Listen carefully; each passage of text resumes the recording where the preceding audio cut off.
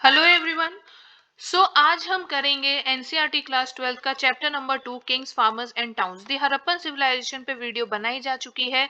This series NCERT series is meant for your quick revision. तो चलिए शुरू करते हैं सेकंड चैप्टर के साथ। हमने पढ़ा था हड़प्पन सिविलाइजेशन का एंड हो चुका है, इसके क्या रीजंस थे, कैसे एंड हुआ, इस सब के लिए आपको फर्स्ट वीडियो ऑफ कोर्स देखना पड़ेगा। ठीक है, तो हड़प्पन सिविलाइजेशन के एंड होने के 1500 साल तक काफी डेवलपमेंट्स हुए, काफी चेंजेस आए। ठीक है, चाहे वो चेंजेस आपके पॉपुलेशन रिलेटेड हो या फिर क्लाइमेट रिलेटेड हो, वॉट एवर। ओके, ऋग्वेदा को कंपोज किया गया, उन लोगों ने इसे कंपोज किया जो इंडस और उसके ट्रिब्यूटरीज के आसपास रहते थे। एग्रीकल्चरल सेटलमेंट्स होना शुरू हुए। अब सेटलमेंट हो रहे हैं यानी कि लोग आ रहे हैं और अपने घर बनाकर उधर रह रहे हैं। तो इसके लिए ऑब्वियसली क्या होगा, हमें फॉरेस्ट को क्लियर करना होगा, राइट। फॉरेस्ट को क्लियर किया गया। उसके अलावा जो अगर लोग आ रहे हैं उनमें सेटलमेंट्स हो रहे हैं, इसका मतलब एक और होगा कि न्यू टाउन्स विल इमर्ज। ये टाउन्स आगे चल के किंगडम्स बने। ठीक है, पावरफुल लोग इमर्ज हुए और उन लोगों ने रूल करना शुरू किया और इसके बाद रूलर्स इमर्ज हुए। क्लियर हुआ। तो इस तरीके के डेवलपमेंट्स हमें देखने के लिए मिले after the decline of Harappan civilization. Pastoral populations Deccan further south यहाँ सब डेवलप हुई। ठीक है, मेगालिथ्स बनने लगे। मेगालिथ्स बेसिकली वो होते हैं, ब्यूरियल्स होते हैं जहां पर कि आफ्टर डेथ लोगों को रखा जाता है। ओके, ये आपके mainly central and south India में हुए थे, ये चीज आपको याद रखनी है। ओके, उसके बाद अब क्योंकि पॉपुलेशन चेंजेस हुए, ये सब हुआ, तो early states and empires and kingdoms इन सब का इमर्जेंस हुआ, न्यू टाउन्स बने। अब इन सब को समझने के लिए लोगों ने क्या किया, इंस्क्रिप्शंस पढ़ना शुरू किया, टेक्स्ट पढ़ना शुरू किया, कॉइन्स को पढ़ना शुरू किया कि कॉइन्स में जो भी सिंबल्स हैं उनका क्या मतलब है। पहले जो कॉइन्स होते थे ना, उनमें सिंबल्स होते थे, रूलर्स के नेम होते थे, जिससे कि हम अपनी हिस्ट्री को ट्रेस कर पाते हैं। एंड अदर विजुअल मटेरियल्स जैसे कि आर्टिफैक्ट्स। ठीक है, आर्टिफैक्ट्स क्या होते हैं ये हम हड़प्पन सिविलाइजेशन में काफी डिटेल में कवर कर चुके हैं। तो first topic is Prinsep and Piyadasi. Prinsep and Piyadasi क्या है, इन वर्ड्स का मतलब क्या है, ये हम इसमें देखेंगे। जेम्स प्रिंसेप थे। जेम्स प्रिंसेप ने ईस्ट इंडिया कंपनी के ऑफिसर थे। इन्होंने ब्राह्मी एंड खरोस्ती स्क्रिप्ट्स को डिसाइफर किया था। जो अर्लीस्ट ऑफ द इंस्क्रिप्शंस होते थे वो इन्हीं दो स्क्रिप्ट्स में लिखे जाते थे। जैसे कि आपको पता होगा आज की जो हिंदी है, ठीक है, तो इसमें कौन सी स्क्रिप्ट्स यूज होती है, देवनागरी स्क्रिप्ट। तो इसी तरीके से ब्राह्मी एंड खरोस्ती कुछ बहुत पुराने टाइम की स्क्रिप्ट्स हैं जिनको डिसाइफर किया था, यानी कि उनको पढ़ने के लायक बनाया था जेम्स प्रिंसेप ने। क्लियर हो गया। पियादसी का क्या मतलब होता है, पियादसी का मतलब होता है pleasant to behold. Okay, and epigraphy is the study of inscriptions. Inscriptions की स्टडी को दोस्तों क्या बोलते हैं, एपिग्राफी। इंस्क्रिप्शंस क्या होते हैं सबसे पहले वो देखते हैं, तब हम आगे बढ़ेंगे। इंस्क्रिप्शंस राइटिंग्स होती हैं engraved on hard surfaces such as stone. जैसे मान लेते हैं ये एक स्टोन है, पत्थर है, तो इस पे जो भी राइटिंग्स है जो एनग्रेव की हुई है, एनग्रेव का मतलब क्या होता है, किसी चीज को तराशने के लिए एक कह सकते हैं कि तराशते हैं। ठीक है, तो उन्हीं राइटिंग्स को इंस्क्रिप्शंस बोला जाता है। इन इंस्क्रिप्शंस में अचीवमेंट्स मेंशन होते हैं कि इन्होंने इसको कमीशन किया है, यानी कि किसने बनाया है, उनके आइडियाज मेंशंस होते हैं, डोनेशंस मेंशंस होते हैं जो कि रिलीजियस पर्पस के लिए किए जाते थे, परमानेंट रिकॉर्ड्स होते हैं। ठीक है, इनको डेट किया था on the basis of palaeography. Palaeography basically वही जो स्टडी की जाती है। ठीक है, तो उनके बेसिस पे इनकी डेट बताई जाती है कि कितने पुराने हो सकते हैं। बहुत सारे इंस्क्रिप्शंस हैं, जो अर्लीस्ट इंस्क्रिप्शंस हैं वो प्राकृत लैंग्वेज में लिखे गए हैं, ये आपको पता होना चाहिए। बहुत सारे ऐसे रूलर्स रहे हैं जैसे कि अजातशत्रु, अशोका, ये अपने प्राकृत टेक्स्ट के लिए जाने जाते हैं। ठीक है, उन्होंने प्राकृत में इंस्क्रिप्शंस अपने एनग्रेव करवाए हैं। क्लियर हो गया। बाकी आगे हमें पाली लैंग्वेज में, संस्कृत में, तमिल में, इन सब में भी देखने के लिए मिलते हैं, but Prakrit is one of the oldest languages जिसमें यूज किए जाते थे। याद रखिएगा, ब्राह्मणी एंड खरोस्ती स्क्रिप्ट्स हैं। ठीक है, एंड प्राकृत लैंग्वेज है। क्लियर हो गया। तो आगे बढ़ते हैं। पियादसी का मतलब क्या था, प्लेजेंट टू बी बिहोल्ड, और ये शब्द यूज किया जाता था अशोका के लिए। तो जेम्स प्रिंसेप ने ये जो बताया, इसने इन्वेस्टिगेशन के बहुत सारे डायरेक्शंस को ओपन कर दिया।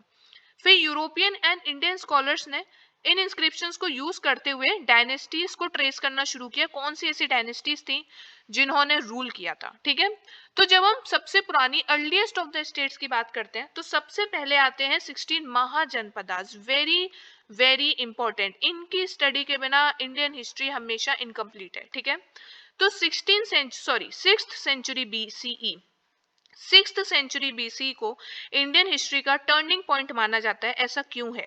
ऐसा इसलिए है क्योंकि अर्ली स्टेट सिटीज ये सब इमर्ज हुए, आयरन कॉइनेज इन सब का डेवलपमेंट हुआ। इसमें डाइवर्स सिस्टम्स ऑफ थॉट भी हमें देखने के लिए मिले, जैसे कि बुद्धिज्म एंड जैनिज्म भी इमर्ज हुआ।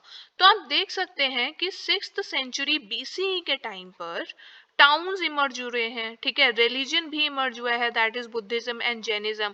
उसके अलावा different occupations also emerged, iron आया, आयरन का यूज होने लगा एक्सटेंसिवली। क्लियर? तो बुद्धिस्ट और जैना टेक्स्ट में हमें इन 16 महाजनपदास का मेंशन देखने के लिए मिलता है।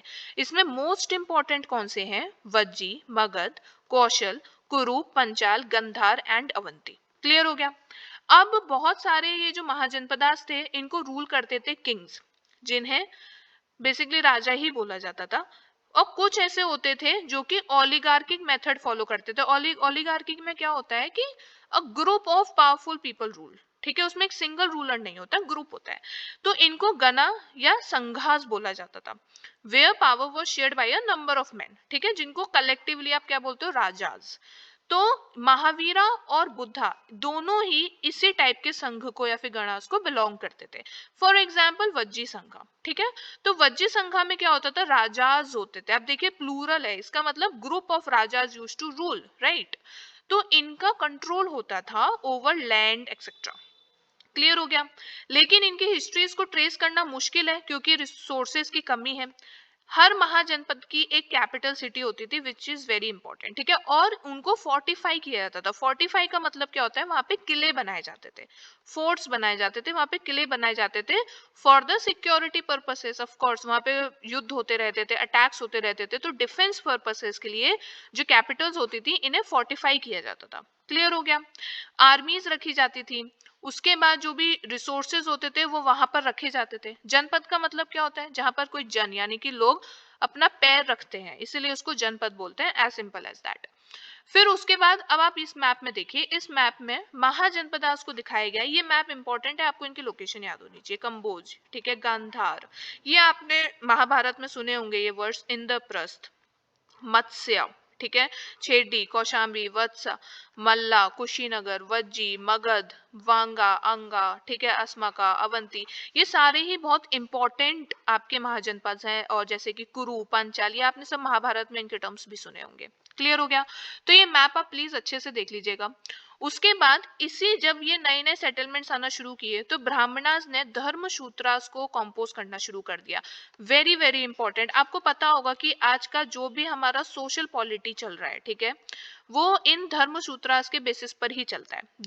जिसमें हम कास्ट हायरार्की की बात करते हैं, इनके ऑक्यूपेशंस की बात करते हैं, तो ये हम किसके बेसिस पे बात कर रहे हैं? हम सब धर्म सूत्रास के बेसिस पर ही बात कर रहे हैं। क्लियर हो गया? ये संस्कृत टेक्स्ट होते हैं, इनमें नॉर्म्स लिखे होते हैं कि रूलर को कैसा होना चाहिए।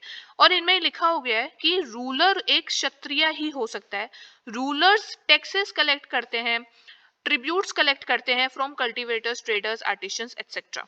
क्लियर हो गया? फिर उसके बाद धीरे धीरे क्या हुआ, सब कुछ ही स्टेट्स ने अपनी आर्मीज को स्टेशन करना शुरू किया, ब्यूरोक्रेसीज होने लगी वहां पर, कुछ मिलिशिया पे ही अपना डिपेंडेंट होते थे, ठीक है।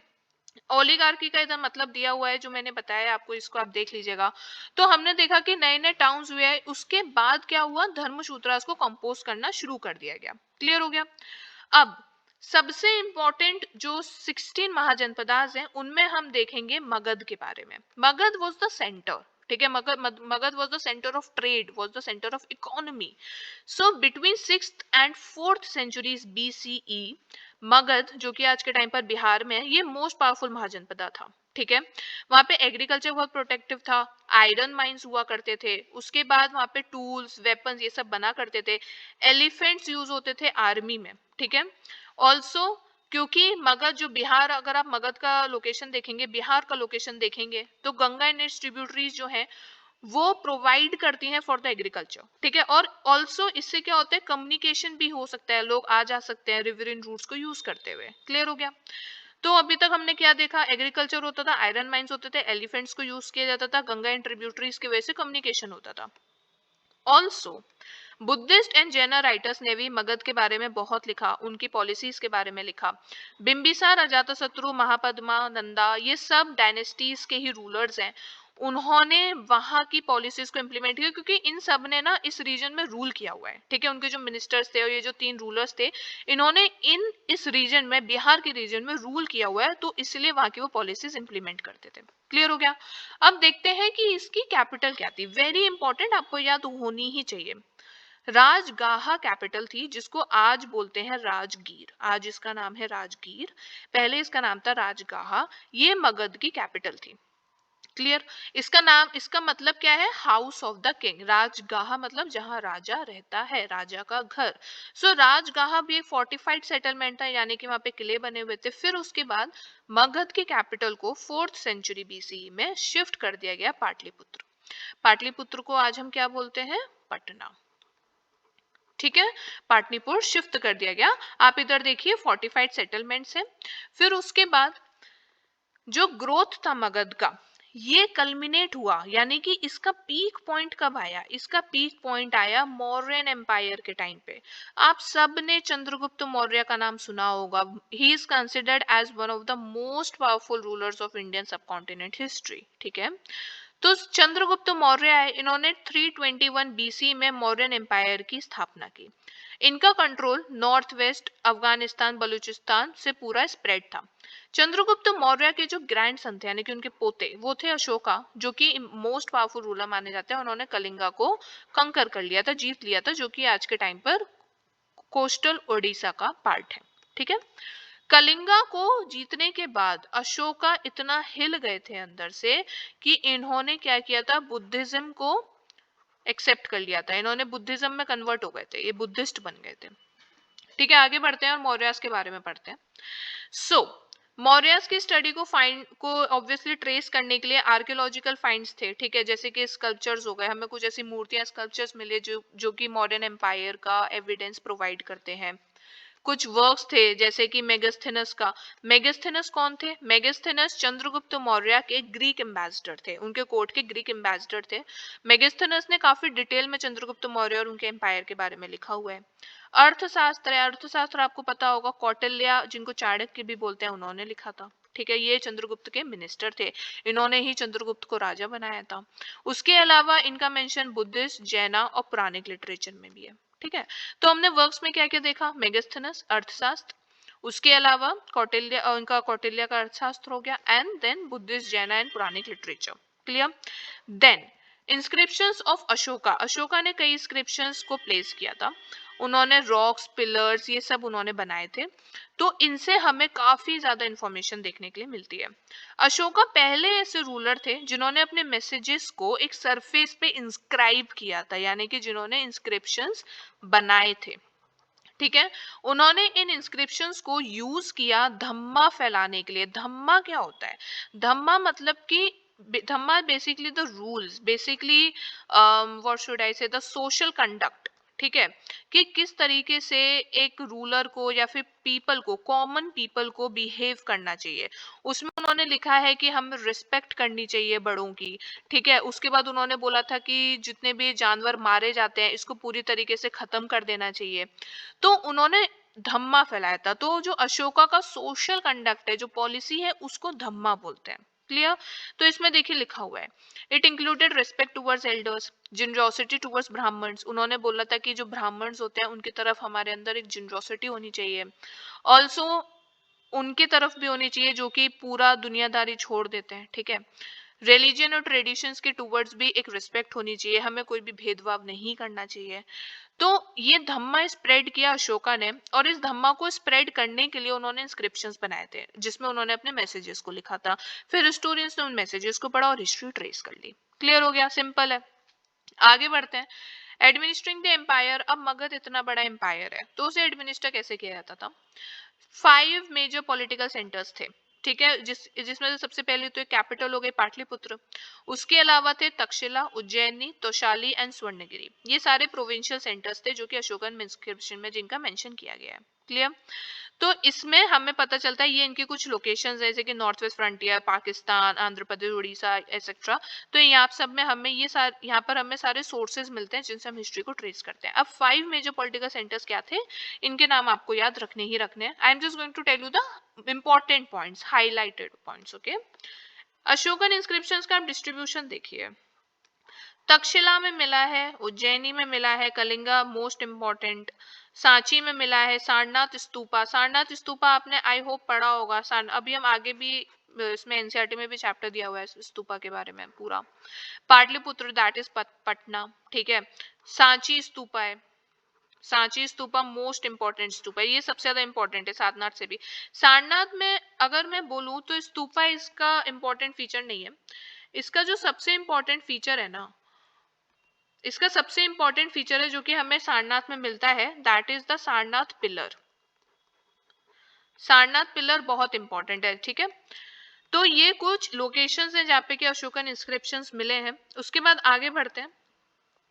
तो इधर आप देखिए कि आपके इंस्क्रिप्शन सिर्फ एक जगह नहीं है, डाइवर्स एरियाज में, इसलिए जो रीजन्स थे वो काफी डाइवर्स थे, ठीक है। अफगानिस्तान में भी इसके ट्रेसेस मिले हैं।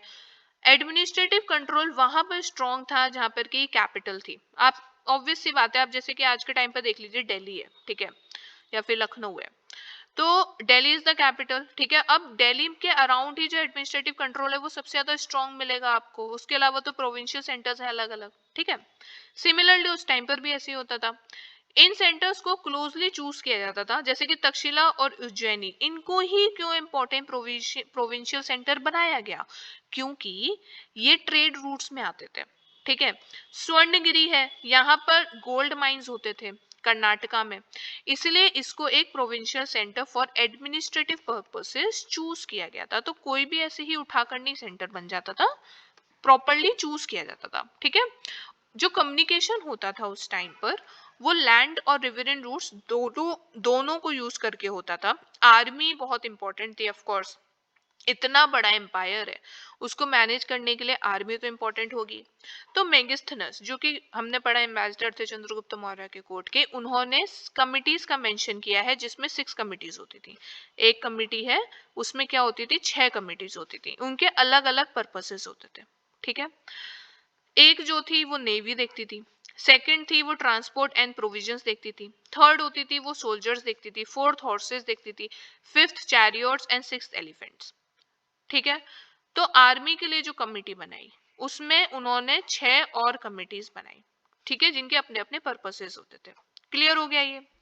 उसके बाद अशोका ने अपने एम्पायर को बांध कर रखने की कोशिश की जिससे कि वो एक अच्छे तरीके से काम करे बाय प्रोपोगेटिंग धम्मा। धम्मा क्या थे, प्रिंसिपल्स थे, वेरी वेरी इंपॉर्टेंट प्रिंसिपल्स थे जो कि यूनिवर्सली एप्लीकेबल थे, जैसे कि रिस्पेक्ट करना, ठीक है। ये यूनिवर्सली एप्लीकेबल है, इसमें ना कोई भी एक्सेप्शन नहीं होता कि आपने एक बुजुर्ग की दूसरे की नहीं की, तो ये यूनिवर्सली एप्लीकेबल होता है। इस धम्मा को फैलाने के लिए, प्रोपोगेट करने के लिए धम्मा महामत्तास को अपॉइंट किया जाता था जो कि धम्मा के मैसेज को स्प्रेड करते थे। क्लियर हो गया। अब ये जो एम्पायर था ना ये बहुत इंपॉर्टेंट था। ये इंपॉर्टेंट क्यों था इसको हम देख रहे हैं, ये बहुत इंपॉर्टेंट था। यहाँ पर आपको डिफरेंट डिफरेंट टाइप की आर्ट देखने के लिए मिलेगी, स्पेक्टेकुलर आर्ट मिलती है। In many of the historians found the message on Ashokan inscriptions very different from that of the most other rulers. Ashokan inscription में जो इंफॉर्मेशन थी वो काफी अलग थी। जो अशोका था उसमें मतलब इंस्क्रिप्शंस पढ़ने के बाद हमें ये समझ आता है कि जो अशोका था ना वो बहुत पावरफुल था, इंडस्ट्रियस था, उसके अलावा बहुत हम्बल था बाकी रूलर्स के कंपैरिजन में, ठीक है। इसलिए जो नेशनलिस्ट लीडर्स थे 20th सेंचुरी की अगर हम बात करें, जब हमारा इंडियन फ्रीडम स्ट्रगल चल रहा था, इंडियन नेशनल मूवमेंट जिसे बोलते हैं, तो उस टाइम पर अशोका को as a hero, as a inspiring figure देखा जाता था, क्योंकि Ashoka was a brilliant ruler as well as a brilliant warrior. Clear. फिर उसके बाद उसने धम्मा भी स्प्रेड किया।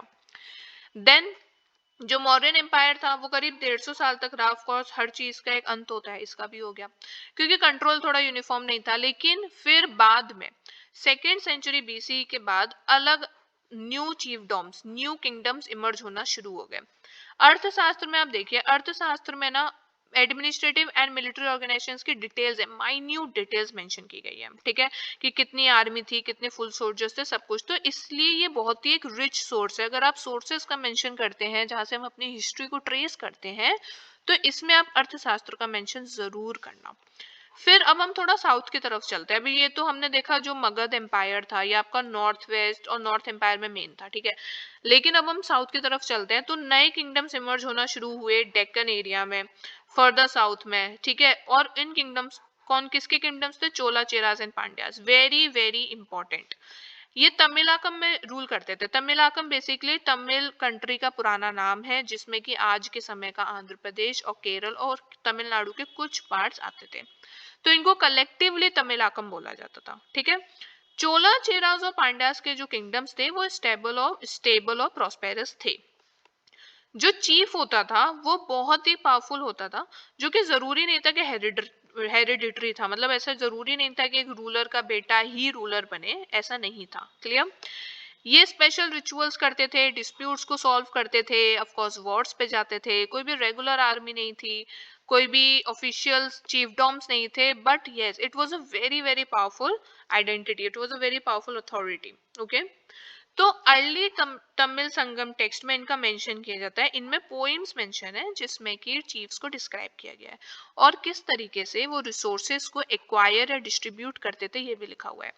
मैनी चीफ्स एंड किंग्स, जैसे कि सतावाना, सतावाना इंपॉर्टेंट है, ठीक है, ये नाम आप याद रखिए ही रखिए। सो सतावानास, इन्होंने रूल किया था वेस्टर्न एंड सेंट्रल इंडिया को। शाकाज भी थे जो कि सेंट्रल एशियन के थे, ठीक है, और इन्होंने रूल किया था north west and western parts of the sub continent को। तो इनका जो मेन सोर्स ऑफ रेवेन्यू था कि कैसे रूल कर पा रहे हैं, तो एक स्ट्रॉन्ग सोर्स ऑफ रेवेन्यू होगा, ये आता था लॉन्ग डिस्टेंस ट्रेड से, ठीक है।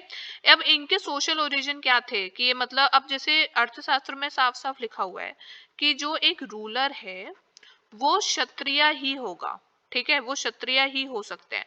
लेकिन सतावाहनास का, शाकास का एक्चुअल ओरिजिन क्या है, ये ऑब्सकर्म यानी कि कंफर्म नहीं था, ठीक है। देन आगे बढ़ते हैं, तो ये कुछ रूलर्स थे, कुछ किंगडम्स थे जिनके नाम हमें याद होने चाहिए। देन और भी किंग्स थे जैसे कि कुशानास, ठीक है। कुशानास बहुत बड़ा किंगडम था और इन्होंने central Asia to north west India rule किया था। फिर से हम नॉर्थ वेस्ट की तरफ आ गए हैं। यहाँ पर आपको बहुत सारे इंस्क्रिप्शंस और टेक्सचुअल ट्रेडिशंस देखने के लिए मिलेंगे।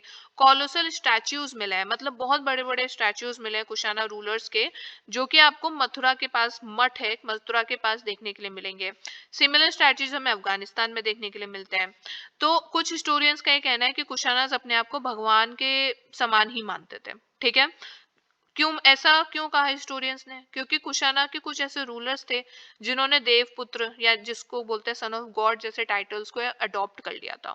तो बेसिकली वो मानते थे कि जो एक रूलर होता है वो भगवान समान होता है।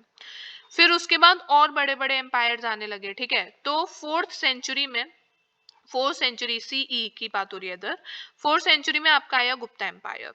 गुप्ता एम्पायर समांतास पे डिपेंडेंट होते थे। समांतास बेसिकली कौन होते थे? जो कि लैंड कंट्रोल करते थे, ठीक है। ये मिलिट्री सपोर्ट प्रोवाइड करते थे रूलर्स के लिए, होमेज प्रोवाइड करते थे।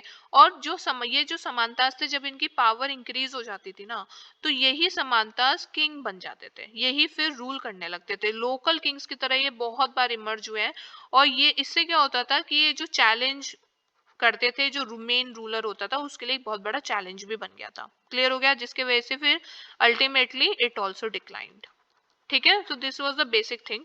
Anyway, coming back to the point, so historians of the Gupta ruler have been reconstructed. अब हमें गुप्ता रूलर की हिस्ट्री कहाँ से पता चलती है? लिटरेचर, कॉइन, इंस्क्रिप्शंस, प्रशस्तीज, इन सब से पता चलती है। प्रशस्तीज क्या होती है? जिसमें कि रूलर की, किंग की प्रशंसा की जाती है, यानी कि उन्हें प्रेज किया जाता है, ठीक है। और पोइट्स इन्हें लिखते थे। क्लियर हो गया? पोट्री, पोट्री से भी हमें बहुत कुछ पता चला। अब यहाँ पे आप ये देखो, ये कुशाना कॉइन्स है, ठीक है। तो कुशाना कॉइन्स में भी आप देख सकते हो कि एक राजा की तरह एक इमेज बनाने की जो है उन्होंने कोशिश की है। तो इन्हीं सब फिगर्स को स्टडी करके हिस्ट्री को ट्रेस किया जाता है। क्लियर हुआ? देन एक बहुत इंपॉर्टेंट प्रशस्ति है, जैसे कि हमने पढ़ा भी इंस्क्रिप्शंस के बारे में।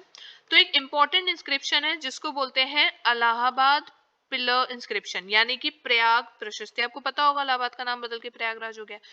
तो प्रयाग प्रशस्ति इसे बोलते हैं, जो कि हरिसेन ने लिखी थी। और ये समुद्रगुप्त के ऊपर है, जो कि गुप्ता रूलर थे, ठीक है, बहुत पावरफुल रूलर थे। तो उनके ऊपर ये इंस्क्रिप्शन लिखा गया था। कंपोज किसने किया था? बाय हरिसेन।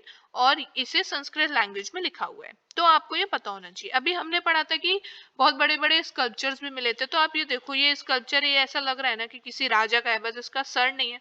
और बाकी आप देख सकते हो कि बहुत ही हैवी साइड ड्रेस पहना हुआ है, हाथ में तलवार है, बहुत ही हैवी बूट्स हैं, ठीक है, जैसे कि वो युद्ध लड़ने जा रहे हैं।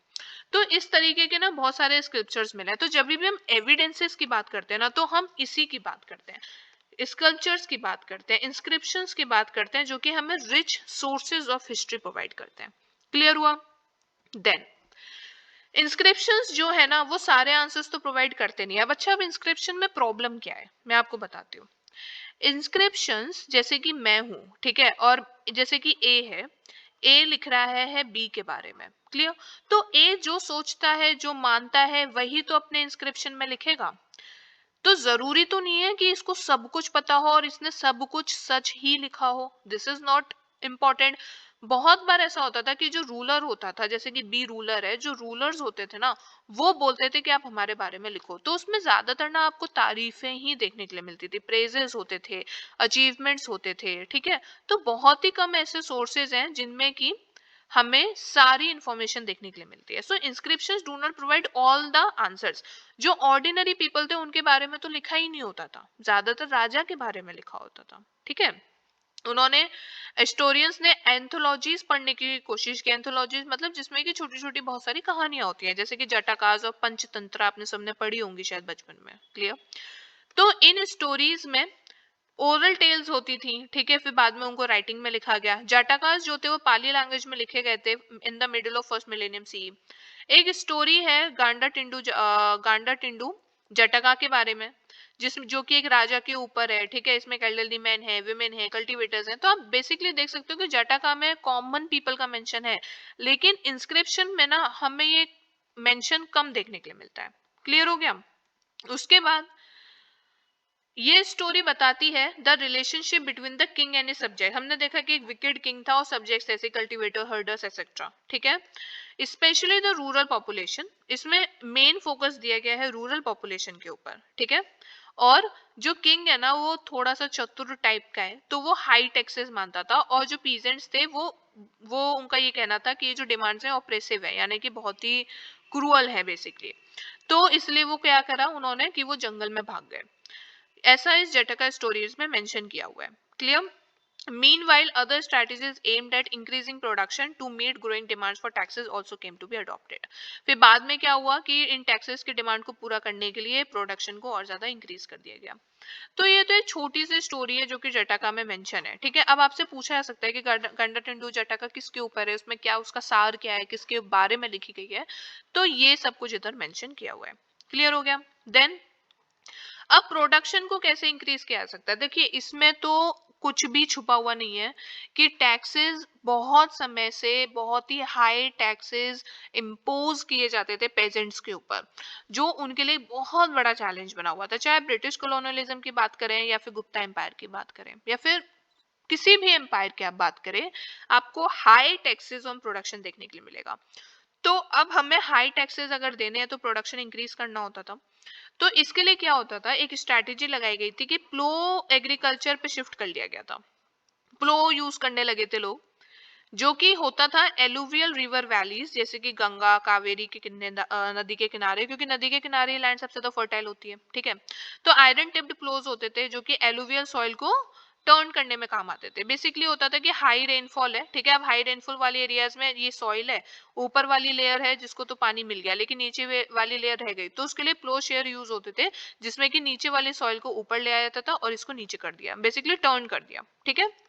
तो प्रोडक्शन ऑफ पैडी इससे वैसे बहुत ज्यादा इंक्रीज हो गया।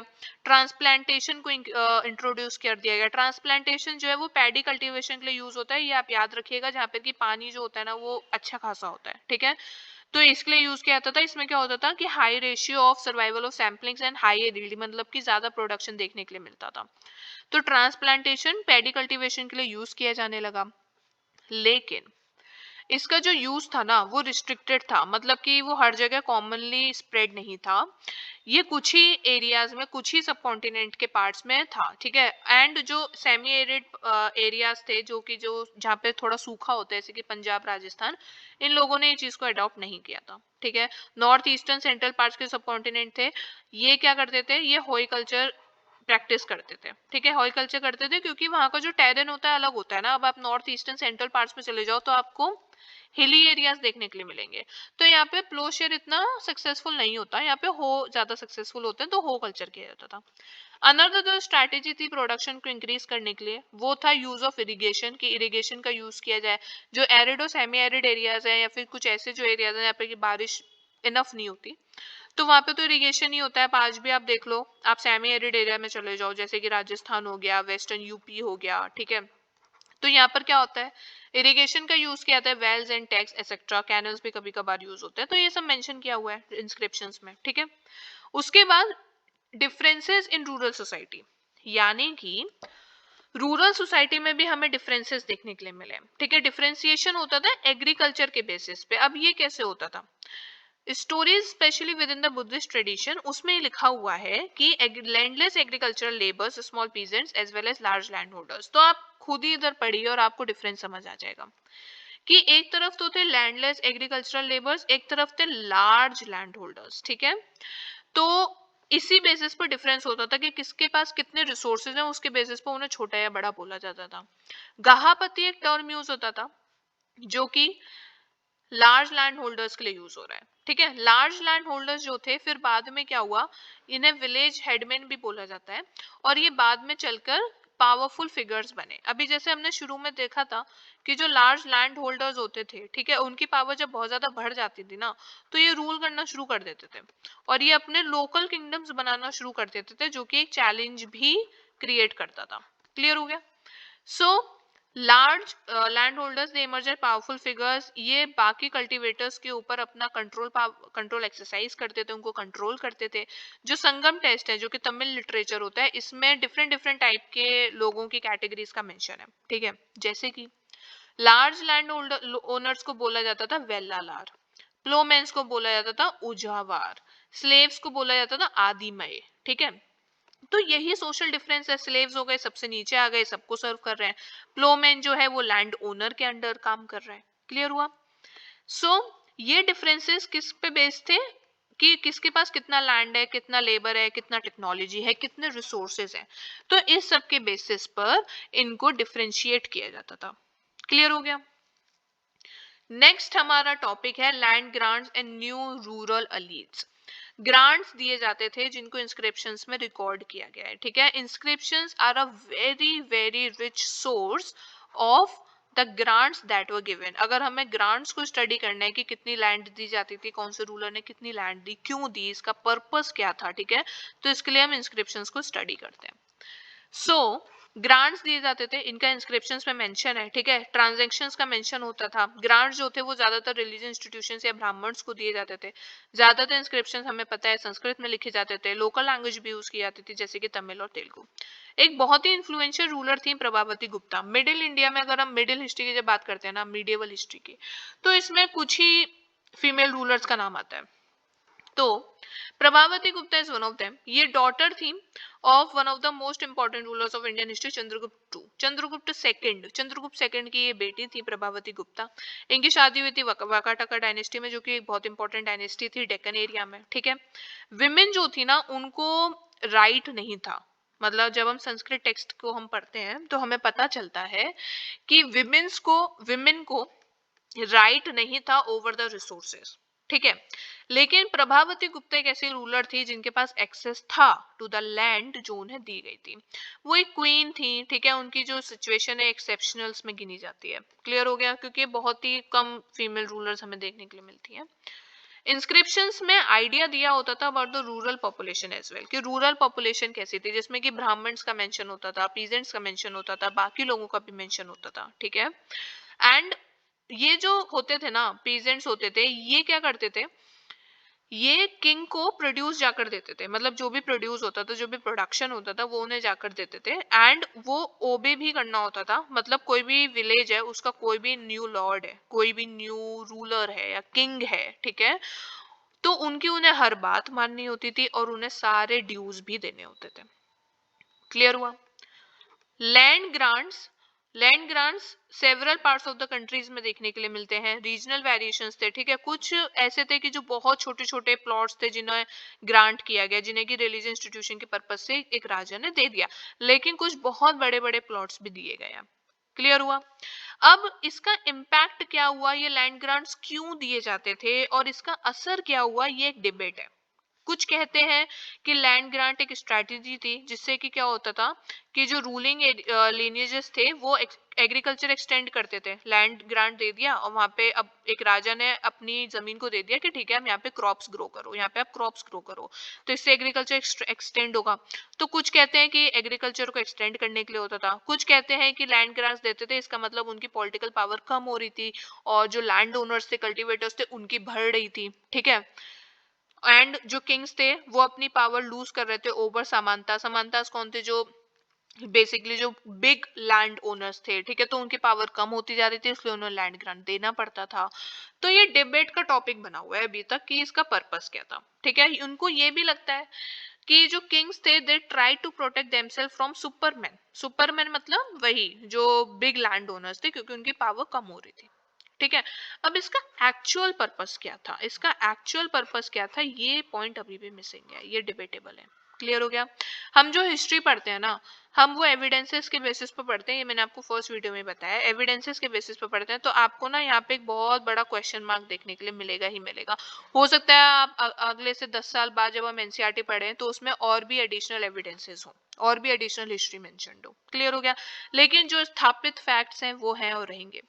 अग्रहार एक इंपॉर्टेंट टर्म है, आपको पता होना चाहिए, आपसे पूछा जा सकता है। Agrahara, agrahara was land granted to a Brahmin. एक ब्राह्मण को जो लैंड दी जाती थी उसको अग्रहार बोलते हैं।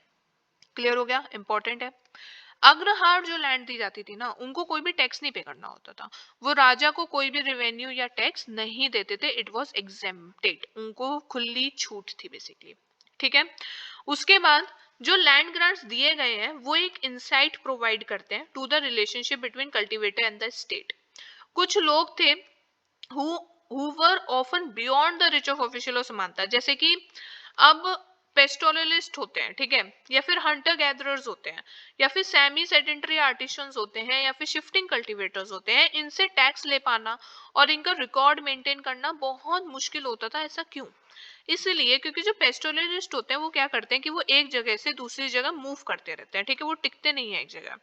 तो इसलिए इनसे टैक्स कलेक्ट कर पाना या फिर इनका रिकॉर्ड मेंटेन कर पाना मुश्किल होता था। ऐसे हंटर गैदरर्स होते हैं, एक जगह हंटिंग करते हैं, दूसरी जगह जाते हैं, so they basically keep moving, they do not have a particular settlement, that's why इनका रिकॉर्ड हमें कम देखने के लिए मिलता है, इनके डिटेल्ड रिकॉर्ड्स नहीं है, ठीक है।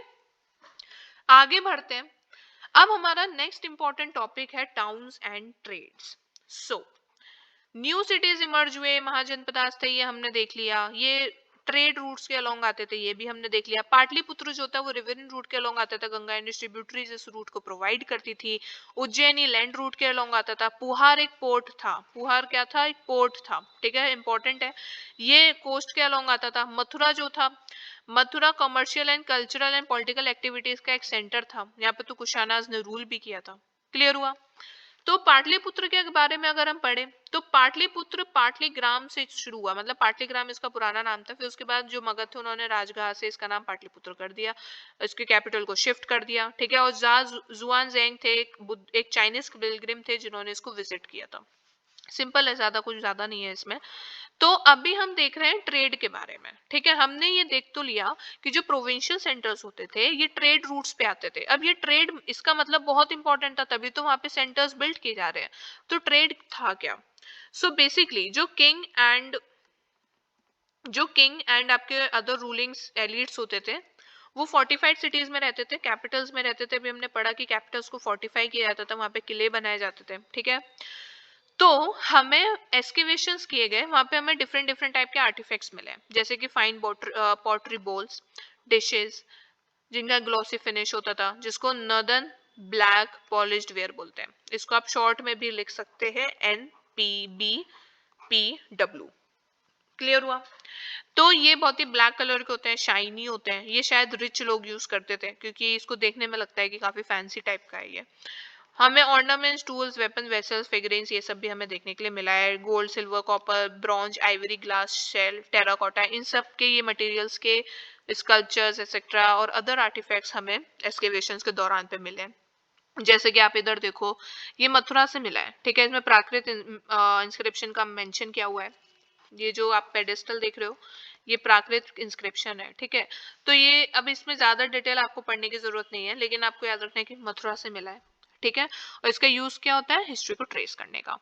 अब कुछ इंपॉर्टेंट टाउन्स हैं, ये हमने वैसे तो पहले देख ही लिया है। अब तक्षशिला, कुशानाज ने यहाँ पे रूल किया था नॉर्थ वेस्ट में, ठीक है। ये नॉर्थ वेस्ट एरिया है, जैसे मथुरा, मेनली मथुरा। कुशानाज ने यहाँ पे रूल किया है, शाकाज ने यहाँ पे किया, वकाटका डायनेस्टी, सतावाना, चोला चेरा पांड्या जो हमने अभी पढ़ा, पुहार जिस पोर्ट का मैंने मेंशन किया, गुप्ताज ने यहाँ पर पूरा नॉर्थ इंडियन सब कॉन्टिनेंट में रूल किया, राजगीर, पाटलिपुत्र मगध की कैपिटल्स, पाटलिपुत्र बाद में बनी, ठीक है, कौशाम्बी। उसके बाद तो आपको चोला चेरा पांड्यास का पता होना चाहिए। जो पांड्यास थे इन्होंने मेनली कहाँ किया, तमिलनाडु में। इसको ना तमिलनाडु को पहले क्या बोला जाता था, पहले मदुरई बोला जाता था। क्लियर? जो चेरास थे इन्होंने मेनली किया केरल में, इसलिए इनको केरल पुत्र भी बोलते हैं। जो चोलास थे उन्होंने अदर रीजन्स में किया, ठीक है। पुहार आप नाम याद रखिएगा, ईस्टर्न पोर्ट है। उसके बाद सेकेंड सेंचुरी बीसी में हमें वोटिव इंस्क्रिप्शंस भी मिलते हैं। वोटिव इंस्क्रिप्शंस में क्या होते हैं, गिफ्ट्स का मेंशन होता है। जो भी रिलीजियस इंस्टीट्यूशंस को गिफ्ट्स दिए जाते थे उनका मेंशन होता था। इसमें डोनर का नाम लिखा होता था, ऑक्यूपेशन भी लिखा होता था। तो ये जो वोटिव इंस्क्रिप्शंस है, आपको ये याद रखना है, कीवर्ड है गिफ्ट्स, ठीक है। तो ये वोटिव इंस्क्रिप्शंस हमें बताते हैं लोगों के बारे में जो कि शहरों में रहते थे, जैसे कि weavers, scribes, potters, blacksmith, religious teacher, merchants, kings etcetera. Guilds और श्रेणीज भी होती थी, इनका भी मेंशन किया हुआ है। ये क्या होते थे, जो ट्रेड करते थे, उन सब लोगों का एक यूनियन टाइप का होता था, ठीक है। ये जो गिल्ड्स होते थे ना, ये रॉ मटेरियल्स को इकट्ठा करते थे, प्रोडक्शन करते थे और फिर उनको मार्केट कर देते थे, यानी कि बेच देते थे, ठीक है। क्राफ्ट्स पर्सन होते थे, ये बहुत सारे आयरन टूल्स एक्सेट्रा ये सब यूज करते थे डिमांड्स को पूरा करने के लिए। अब ये जो ट्रेड होता था, ये सिर्फ सब कॉन्टिनेंट के अंदर ही नहीं था, ये ट्रेड आपको सब कॉन्टिनेंट के बाहर भी देखने के लिए मिलेगा। लैंड एंड रिवरइन रूट्स जो थे वो सब कॉन्टिनेंट्स को क्रिस क्रॉस करते हुए अदर डायरेक्शंस में भी जाती थी, जैसे कि central India, very very very important, central India and beyond, ठीक है। उसके अलावा Arabian Sea to Arabian Sea to east and north Africa, west Asia, bay of Bengal से जाती थी साउथ एशिया और चाइना की तरफ। तो इधर क्या होता है, हम ये कह सकते हैं कि सब कॉन्टिनेंट के बाहर भी ट्रेड किया जाता था, ठीक है। और जो लोग जाते थे वो कौन होते थे, पेडलर्स होते थे, मर्चेंट्स होते थे जो पैरों पे चल के जाते थे या फिर एनिमल्स के साथ जाते थे, सी फेरर्स होते थे जो कि रिवरिन रूट्स के थ्रू जाते थे। सक्सेसफुल मर्चेंट्स को क्या बोलते थे, मसत्तुवन बोलते थे। देखिए आपको ना ये टर्म्स याद रखने होंगे, ये ठीक है, ये जो टर्म्स हैं ये इंपॉर्टेंट है, डायरेक्टली पूछा जा सकता है। तो सक्सेसफुल मर्चेंट्स को मसत्तुवम बोला जाता था, सेठीज बोला जाता था, सत्तवाहस बोला जाता था प्राकृत में। ये बहुत रिच होते थे क्योंकि मर्चेंट्स होते थे, ठीक है। बहुत सारे गुड्स को एक जगह से दूसरी जगह ले जाया जाता था, जैसे कि salt, grain etcetera, medicinal plants, timber, stone etcetera. Spices, spices की सबसे ज्यादा डिमांड कहाँ थी, रोमन एम्पायर में थी, इंपॉर्टेंट है। इंडिया से टेक्सटाइल और मेडिसिनल प्लांट्स आते थे। आपको पता होना चाहिए कि इंडियन सब कॉन्टिनेंट ना हब है आयुर्वेदिक दवाइयों का, ठीक है। टेक्सटाइल्स का जो एक्सपोर्ट होता था वो सिर्फ कॉलोनियलिज्म के टाइम पर नहीं होता था, जब ब्रिटिशर्स आए थे, बहुत पहले से होता है, क्योंकि इंडिया में ना खजाना है, ठीक है, टेक्सटाइल्स का। तो स्पाइसेस जाते थे रोमन एम्पायर की तरफ, टेक्सटाइल्स एंड मेडिसिनल प्लांट्स जाते थे पूरा अरेबियन सी से मेडिटेरेनियन रीजन तक। अब आपको अगर नहीं पता है कि अरेबियन सी कहाँ है, बे ऑफ बंगाल कहाँ है, मेडिटेरेनियन सी कहाँ है, तो आप प्लीज वर्ल्ड मैप देखो, आपको इनके लोकेशंस तो पता होने ही चाहिए, बहुत इंपॉर्टेंट और बेसिक चीज है ये। उसके बाद कॉइन्स एंड किंग्स, ठीक है। अब जो एक्सचेंज, अभी हम ट्रेड के बारे में पढ़ रहे हैं, तो ट्रेड ऑफ कोर्स किससे होता था, कॉइन्स के थ्रू होता होगा, ठीक है। कॉइन्स होते थे, पंच मार्क्ड कॉइन्स थे जो कि सिल्वर और कॉपर के बने होते थे, ठीक है। सबसे पहले ऐसे कॉइन्स थे जो यूज किए गए। न्यूमिस्मेटिक्स इन्हें पढ़ते थे। न्यूमिस्मेटिक क्या होता है, जो स्टडी ऑफ कॉइन्स होता है, ठीक है। तो हम इन कॉइन्स को पढ़ने की कोशिश करते हैं। तो इसमें ना लिखा होता है, इसमें मेंशन होता है कि ये किंग ने इशू किया है, ठीक है। First coins to bear names and images of rulers were issued by Indo Greeks. Very important, Indo Greeks जो आए जिन्होंने रूल किया, तो उनके कॉइन्स में सबसे पहला हमें मेंशन देखने के लिए मिलता है रूलर्स का, और उनकी इमेजेस भी होती थी, ठीक है। Gold coins, first gold coin किसने इशू किए थे? फर्स्ट सेंचुरी सीई में कुशानाज ने। ये आपको याद होना चाहिए ये सब, ठीक है। ये थोड़े थोड़े रोमन जो कॉन्टेम्पररी कॉइन्स है उनसे मिलते जुलते होते थे, ठीक है। एंड जो ईरान के पार्थियन रूलर्स थे उनके कॉइन्स के तरह भी होते थे। जो सबसे ज्यादा जो गोल्ड कॉइन्स का यूज होता था वो ट्रांजेक्शन्स के लिए होता था। होर्ड्स ऑफ रोमन कॉइन्स हमें मिले हैं एक्सकेवेशंस के दौरान साउथ इंडिया में। तो इसका मतलब ये है कि जो जो ट्रेड होता था वो सिर्फ पॉलिटिकल बाउंड्रीज तक कन्फाइंड नहीं था, क्योंकि ये बाहर भी होता था, ये अभी हमने देख लिया, ठीक है। कॉइन्स जो थे वो ट्राइबल रिपब्लिक्स भी अपना अपना इशू करते थे। ट्राइबल रिपब्लिक्स क्या होता है कि ट्राइबल पॉपुलेशन का अपना एक जो रिपब्लिक होता है, जो वो स्टेट फॉर्म कर लेते हैं जिसमें एक उनका रूलर होता है और सब्जेक्ट्स होते हैं, ठीक है। तो उनको हम ट्राइबल रिपब्लिक्स बोलते हैं। तो उनके भी अपने कॉइन्स होते थे, जैसे कि योद्धास ऑफ पंजाब एंड हरियाणा। तो आर्कियोलॉजिस्ट को ना बहुत सारे ऐसे कॉइन्स मिले हैं जो कि योद्धास ने इशू किए हुए थे। सबसे स्पेक्टेकुलर यानी कि सबसे अच्छे जो कॉइन्स थे वो इशू किए गए थे गुप्ता रूलर्स। ये सबसे अच्छे क्यों इन्हें बोला जाता है? क्योंकि इनकी प्योरिटी हाई थी। ये लॉन्ग डिस्टेंस ट्रांजैक्शंस के लिए यूज होते थे। तो अभी तक देखिए हमने इंपॉर्टेंट फैक्ट क्या था कि जो फर्स्ट गोल्ड कॉइन्स थे, गोल्ड कॉइन्स वो किसने इशू किए थे? कुशानाज ने यूज किए थे, इशू किए थे, ठीक है। जो स्पेक्टेकुलर थे, बहुत ही जिनकी प्योरिटी बहुत ज्यादा थी, वो किसने किए थे? गुप्ताज ने किए थे, ठीक है। एंड जो पंच मार्क्ड कॉइन्स थे, पंच मार्क्ड कॉइन्स जो अर्लीस्ट कॉइन्स जिन्हें हम कहते हैं, वो किसने किए थे? इंडो ग्रीक्स ने किए थे। तो ये तीन फैक्ट्स हैं जो आपको याद रखने ही रखने हैं, डायरेक्टली पूछे जाते हैं, okay. Then 6th century CE के बाद हमें गोल्ड कॉइन्स के भी मिले, ठीक है। ये हमने पढ़ ही लिया। अब लेकिन हमें ऐसा मिला कि वो ना कम मिलने शुरू हो गए, मतलब कि जिस हिसाब से वो मिल रहे थे वो कम मिलने शुरू हो गए। तो कह सकते हैं कि इकोनॉमिक क्राइसिस आना शुरू हो गया, क्योंकि देखिए वेस्टर्न रोमन एम्पायर उस टाइम पे कोलैप्स हो गया था, तो जो ट्रेड है उस पर भी फर्क पड़ेगा, ऑब्वियस सी बात है। तो ट्रेड कम हो गया जिसके वजह से हमें कॉइन्स नहीं मिले, वहां पे ट्रेड कम हो गया तो पैसे आना कम हो गए।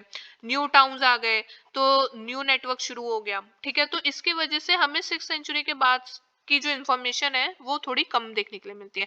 आप ये गुप्ता कॉइन देखिए कितने सुंदर, ठीक है। इनका क्या था? हाई प्योरिटी, हाई प्योरिटी, ये आपको याद रखना है। क्लियर हो गया? उसके बाद आप एक ये देखिए, ये अशोकन इंस्क्रिप्शन है। इसी को स्टडी किया था, इसी को स्टडी किया गया था प्रिंसेप द्वारा और बाकी हिस्टोरियंस के द्वारा, ठीक है। तो अब इंस्क्रिप्शंस को एक्चुअली डिसाइफर कैसे किया जाता है, ये बहुत इंपॉर्टेंट है। आप ये देखो, ये देवनागरी स्क्रिप्ट है जो हम आज के समय पे यूज करते हैं। ये अशोकन इंस्क्रिप्शन है, ठीक है, अशोकन ब्राह्मणी है। तो ये ना थोड़ा सा एक सिमिलैरिटी बिठाने की कोशिश करते हैं, ये शब्दों को पढ़ने की कोशिश करते हैं कि ये जैसे ये द की तरह दिख रहा है तो हो सकता है इसका मतलब द हो, ठीक है। इस टाइप से इसको पढ़ा जाता है। सो जो मॉडर्न इंडियन लैंग्वेजेस हैं वो ब्राह्मणी से ड्राइव की गई है, ये प्लीज याद रखिए, वेरी इंपॉर्टेंट। आज की जो देवनागरी स्क्रिप्ट है कहाँ से आई है? ब्राह्मणी से आई है, ठीक है, जो कि अशोक इंस्क्रिप्शंस में यूज की गई थी। यूरोपियन स्कॉलर्स ने इंडियन पंडित्स की हेल्प ली थी इनको पढ़ने के लिए, उनके लेटर्स को कंपेयर करते थे। उसके बाद बहुत लंबी चौड़ी इन्वेस्टिगेशंस हुई थी, उसके बाद ही जो जेम्स प्रिंसेप थे वो फाइनली अशोकन ब्राह्मणी को डिसेफर कर पाए थे 1838 में। ये इंपॉर्टेंट है, याद रखिएगा। खरोस्ती को कैसे पढ़ा जाता है? खरोस्ती जो इंस्क्रिप्शन है ये नॉर्थ वेस्ट में यूज होता था, ठीक है। इसमें हमें इंडो ग्रीक किंग्स के कॉइन्स मिले हैं नॉर्थ वेस्ट में जिन्होंने इस एरिया में रूल किया था। क्लियर हो गया? अब इसमें कॉइन्स में भी लिखा होता था, कॉइन्स में हमने जैसे कि पहले भी देखा नेम्स होते थे, किंग्स का मेंशन होता था उनके नाम का, और ये ग्रीक और ख्रोस्ती स्क्रिप्ट्स में लिखा जाता था।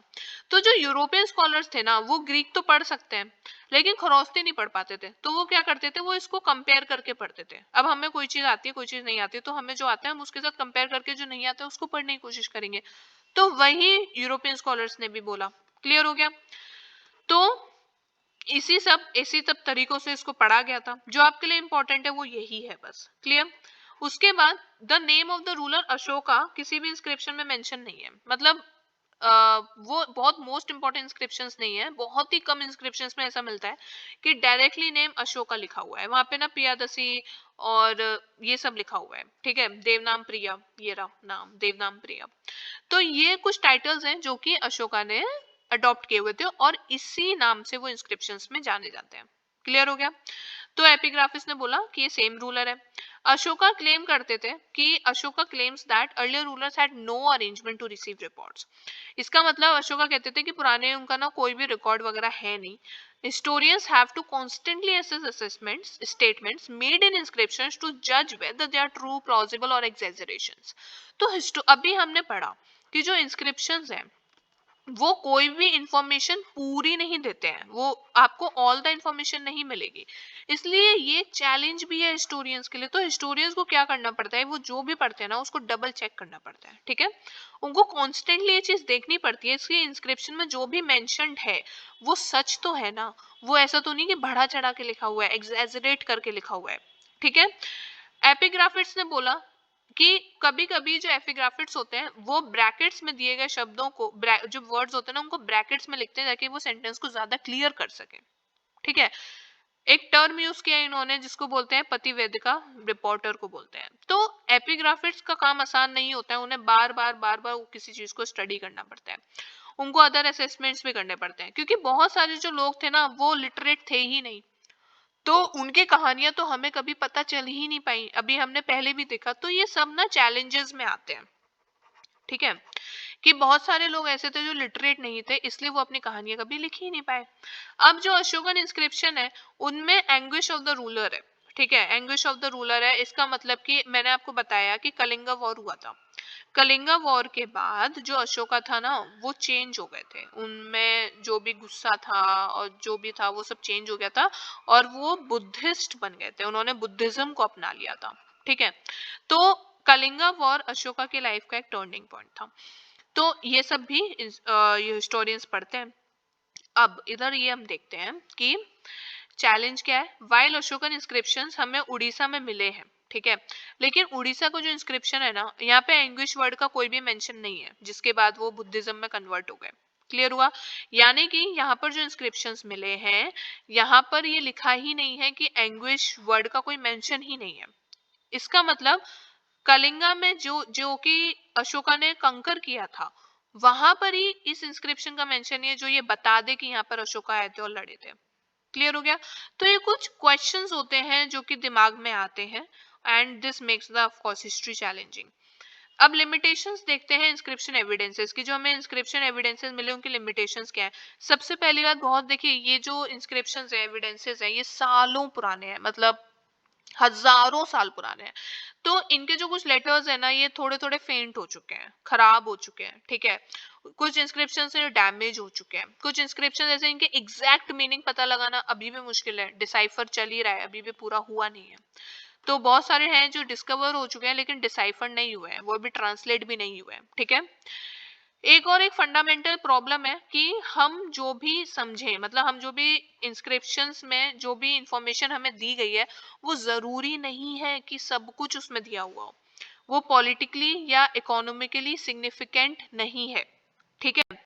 जो रूटीन होता था एग्रीकल्चर, एग्रीकल्चर उनका सॉरी एग्रीकल्चर प्रैक्टिसेस का जो रूटीन होता था वो मिसिंग है, लोगों के सुख और दुख के बारे में लिखा ही नहीं हुआ है क्योंकि हमने देखा कि बहुत सारे लोग लिटरेट नहीं थे, वो इलिटरेट थे, ठीक है।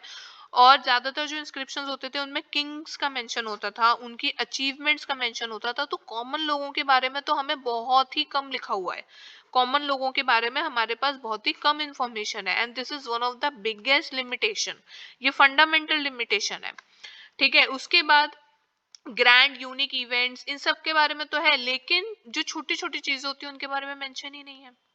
क्लियर हुआ? ऑल्सो वो जो जो इंसान उन इंस्क्रिप्शंस को कमीशन कर रहा है, लिख रहा है, उसका पर्सपेक्टिव हमें देखने के लिए मिलता है।